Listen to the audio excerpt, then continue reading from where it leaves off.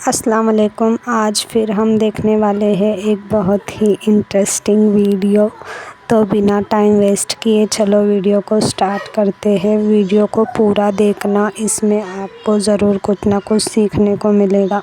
तो चलो video start करते हैं। जो कि इंसानों की तरह अक्ल व शऊर रखती है, लेकिन हमारी इसी दुनिया के अंदर किसी और अलग डायमेंशन में हमारे साथ मगर हमसे अलग रहती है। इन्हें भी दुनिया में आजमाइश के लिए भेजा गया और इस्लामी तालीमात से ये बात साबित है कि जिन्नात इंसानी जिस्म पर कब्जा करने की सलाहियत भी रखते हैं, लेकिन सिर्फ उस सूरत में जब आप इन्हें इसका मौका दें। जब आप एक ऐसा मजबूत किला बन जाएं जिसके गेट पर ना कोई ताला मौजूद हो, ना कोई सिपाही मौजूद हो। और इस ताले, इस सिपाही और सिक्योरिटी से मुराद है अल्लाह का जिक्र करना और नमाज की पाबंदी करना। जब भी आप इन चीज़ों में से किसी एक चीज़ को भी छोड़ देते हैं, खास तौर पर अल्लाह के जिक्र या रूहानियत को, तो दरअसल आप अपनी कमजोर तरीन हालत के अंदर पहुंच जाते हैं, जहाँ से ये शैतानी जिन्नात आपके जिस्म में दाखिल होते हैं। और वैसे तो ये मखलूक कभी इंसानों के सामने इंसानी शक्ल में नहीं आती, लेकिन बहुत ही कम ताकतवर और बहुत ज्यादा इल्म रखने वाले जिन्नात ऐसा करने की सलाहियत रखते हैं। हदीस शरीफ में आता है कि शैतानी जिन्नात इंसान की रगों के अंदर खून की तरह दौड़ते हैं। हदीस मुबारका के अल्फाज का मतलब ये है कि जिन्नात इंसानी जिस्म के अंदर दाखिल होकर इसके दिल दिमाग पर कब्जा करने के साथ साथ इसे लाइलाज बीमारियों के अंदर भी डाल सकते हैं। लेकिन जिस भी दिन आप इस बात को समझ जाएंगे कि कोई शैतानी जिन्न आप पर मुसल्लत है और फिर से अल्लाह के जिक्र की तरफ लौट आएंगे, तो ये जिन्न ज्यादा दिन आपके जिस्म में नहीं रह सकता। और ऐसा इसलिए कि आपका जिस्म इस जिक्र के बाद ऐसा तपता हुआ तंदूर बन जाता है जिसके अंदर वो चाह कर भी जिंदा नहीं रह पाते। अब यहाँ पर लॉजिकली बहुत सारे लोगों को ये लगता होगा कि जिन्नात जैसी मखलूक को तो खुद आग से पैदा किया गया, तो आग भला जिन्नात को कैसे नुकसान पहुंचा सकती है, या इन्हें जहन्नुम के अंदर भी इसकी सजा आग की सूरत कैसे दी जा सकती है। इसका जवाब है कि जैसे इंसानों को मिट्टी से तख्लीक किया गया और मिट्टी का एक बड़ा तोदा अगर इंसान को उठाकर इसके जिस्म पर मार दिया जाए तो वो उसको तकलीफ देता है, बिल्कुल ऐसे ही जिन्नात को भी आग के शोले से पैदा किया गया, ना कि आग से। और ये आग इनको भी ऐसी तकलीफ देती है जैसा कि इंसान को। यहाँ पर यह बात याद रखना जरूरी है कि ये शैतानी जिन्नात बिला वजह भी किसी को परेशान नहीं करते, क्योंकि इनकी एक अपनी अलग दुनिया है। जब तक इंसान इन्हें खुद दावत ना दें या फिर इनको परेशान ना करें, क्योंकि बाज़ औक़ात जिन्नात इंसानों के साथ हसद, इंतकाम या फिर किसी खास वजह से दुश्मनी तो रखते हैं, लेकिन इनके अंदर ज्यादा सोचने समझने की सलाहियत इंसानों के कंपैरेटिव बहुत ही कम होती है। ये ज्यादातर बिल्कुल लाई लग होते हैं, यानी किसी आमिल ने या फिर काले जादू करने वाले शख्स ने इनको किसी के पीछे लगा दिया तो ये बिना सोचे समझे उसके पीछे लग जाते हैं, और इसके पीछे इनका अपना कोई मकसद नहीं होता। किसी इंसान के जिस्म पर कब्जा करने के बाद वो इस इंसान को तकलीफ देने या फिर इस पर मुकम्मल कंट्रोल हासिल करने की कोशिश करते हैं। मिसाल के तौर पर अगर कोई शख्स किसी ऐसी जगह पर चला जाए जहाँ पर जिन्नात रहते हों, जैसे कोई वीरान जगह, तो वहाँ पर इसका सामना जिन्नात से हो सकता है। और अगर एहतियात ना बरती जाए तो बाज़ औक़ात जिन्नात दुश्मनी या नाराजगी की वजह से इसको नुकसान पहुंचाने की कोशिश करते हैं। जैसे दुनिया में कोई ताकतवर शख्स बदला लेने के लिए किसी कमजोर शख्स को दबाता है, इससे काबू करता है, तो इसी तरह से जिन्नात रूहानी तौर पर इसके जिस्म पर कब्जा करके उसके दिलो दिमाग में वसवसे डालकर ना उम्मीदी पैदा करके ना शुक्री करवाकर इसको रूहानी तौर पर इतना कमजोर कर देते हैं और इतना ज्यादा उसको लाचार बना देते हैं कि वो खुदकुशी करने की नौबत तक पहुंच जाए। लेकिन याद रखें कि वो जबरदस्ती किसी भी इंसान से कुछ भी नहीं करवा सकते। अगर आप खुद की तबीयत के अंदर ये अहम तरीन बदलाव देखें तो समझ जाएं कि या तो आपके साथ कोई जिन मौजूद है या फिर आपके जिस्म पर इसका कब्जा हो चुका है। सबसे पहले तो आप इस शख्स की पर्सनैलिटी के अंदर वाज़ेह तौर पर बदलाव देखेंगे कि जो शख्स पहले इंतहाई काम, दूसरों की मदद करने वाला और प्यार करने वाला शख्स था, अचानक इसकी तबीयत के अंदर ऐसा बदलाव देखेंगे कि हर वक्त डिप्रेशन के अंदर रहने लगे, इसके अंदर चिड़चिड़ापन और इसका तल्ख रवैया इसका मामूल बन जाए। ये जिन के पोजेशन की एक अलामत हो सकती है। ऐसा शख्स ज्यादातर अपना वक्त वॉशरूम के अंदर गुजारेगा, क्योंकि ये एक ऐसी नापाक जगह है जहाँ पर ये खबीस शैतानी जिन्नात रहना पसंद करते हैं और यहीं पर इनको सुकून महसूस होता है। मुतासरा शख्स यहाँ पर कई बार घंटों भी गुजार देता है और इसे वक्त गुजरने का एहसास तक नहीं होता।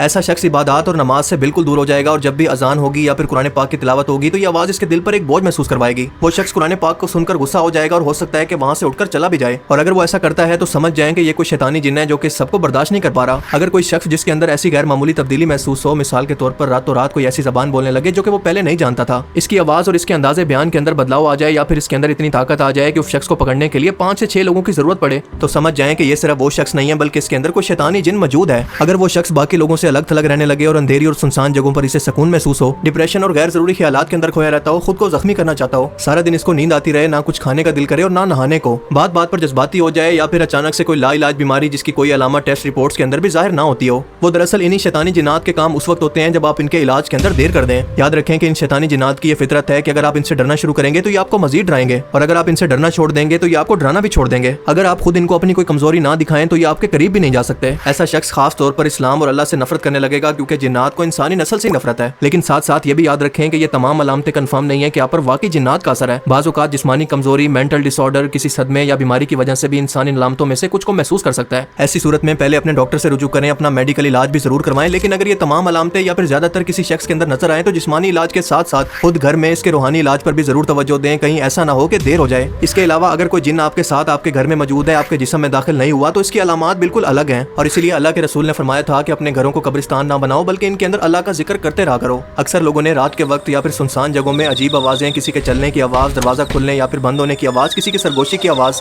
या अगर हंसने की आवाज़ें सुनी हैं तो ये जिन्नात की मौजूदगी का सबूत हो सकता है। सिर्फ उस सूरत में अगर ये आवाज़ें बार बार आती हैं और बजाय इनकी कोई रीज़न नहीं होती। घर में मौजूद चीज़ों का अपनी जगह से हट जाना और खुद ब खुद गिर जाना या फिर चीज़ों का गायब हो जाना बगैर किसी ज़ाहिरी वजह के तेज़ खुशबू या बदबू का महसूस होना। और अगर ये खुशबू और बदबू जो कि मुस्तकिल तौर पर महसूस होती है, अगर कोई इसकी वजह ना मिले तो इसे भी जिन्नात की मौजूदगी की अलामत कह सकते हैं। बाज़ औक़ात पालतू जानवर जैसा कि बिल्लियाँ या कुत्ते अचानक से खौफज़दा हो जाते हैं और किसी एक जगह को घूरने लगते हैं। ये भी जिन्नात की मौजूदगी की एक मुमकिन निशानी हो सकती है, क्योंकि ये जानवर जिन्नात जैसी मखलूक को भी देख सकते हैं जो कि हम इंसान नहीं देख सकते। इसके अलावा बार बार डरावने ख्वाब आना, खासकर ऐसे ख्वाबों के अंदर अजीबो गरीब किस्म की मखलूक या फिर अंधेरे के अंदर कोई साए जैसी चीज नजर आए। बाज़ औक़ात लोग सुबह जागने पर अपने जिस्म पर खराशें, नील या सुर्ख निशानात को भी महसूस करते हैं। अगर घर के बच्चे अचानक रोने लगे और किसी चीज से खौफज़दा हो या फिर रात के अंदर अचानक से चीखें मारे तो ये भी जिन्नात की मौजूदगी की एक अलामत हो सकती है। बाज़ औक़ात घर में एक भारीपन और बेरौनकी महसूस होती है और घर के अफराद अक्सर बीमार या चिड़चिड़े हो जाते हैं। बिजली की चीजों जैसे बल्ब या पंखे का खुद ब खुद जलना या बुझना और इन चीजों का गैर मामूली तरीके से काम करना, इनमें से तमाम अलामतें या फिर कुछ अलामतें ये जाहिर करती हैं कि आपके घर के अंदर आपके साथ कोई जिन भी मौजूद है। लेकिन फिक्र की कोई बात नहीं, क्योंकि अगर वो जिन आपके साथ आपके घर में रह भी रहा है और आप पर काबिज भी है तो दोनों सूरतों में पहले उस शख्स को रोज फजर की नमाज के बाद सूरह रहमान पढ़कर एक गिलास पानी पर दम करके इसको रोजाना पिलाएं।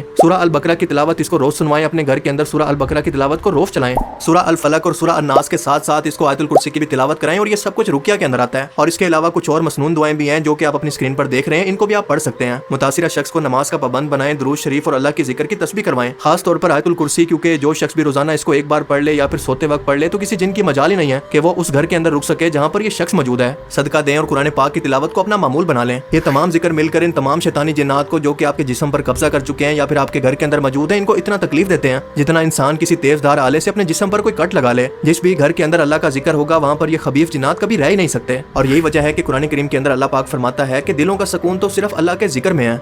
सुभान अल्लाह। अल्लाह ताला हमें समझने की और नेक अमल करने की तौफीक अता फरमाए। आमीन। Thanks for watching this video. अल्लाह हाफिज़।